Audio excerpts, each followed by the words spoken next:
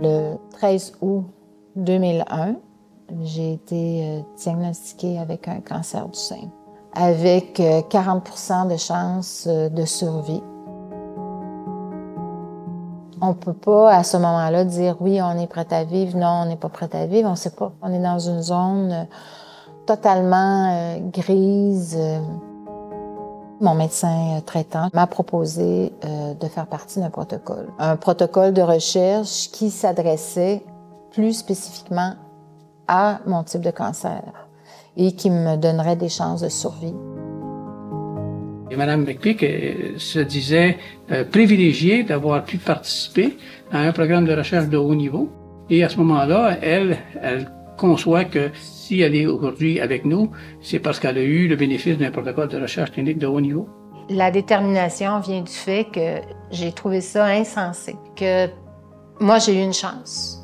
Et puis qu'il y a tellement d'autres femmes qui n'avaient pas de chance. J'entendais les femmes parler, qui n'avaient pas accès au traitement. Et moi, j'avais un rêve d'aider à la survie des femmes. Et on s'est dit comment on peut faire pour regrouper tous les centres hospitaliers qui vont mettre toute leur expertise ensemble. Je pense que toutes les femmes ont droit d'avoir accès à ce mode de recherche. Vraiment la recherche qui soigne. Mme McPeak et M. Sirois ont réalisé à peu près l'impossible, de réunir 4 grands hôpitaux qui, habituellement, étaient des compétiteurs dans le domaine de la recherche et de les inspirer pour faire une seule équipe. Il y a peu d'entreprises où est-ce que tu dis, ben, le fait qu'elle existe, ça va empêcher quelqu'un de mourir. McPeak-Sirois, le fait qu'elle existe, va empêcher certaines personnes de mourir. Et ça, c'est très particulier.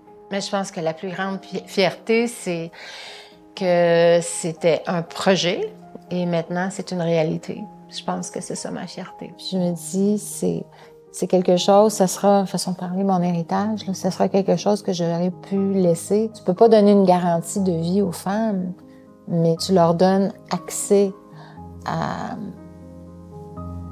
vivre.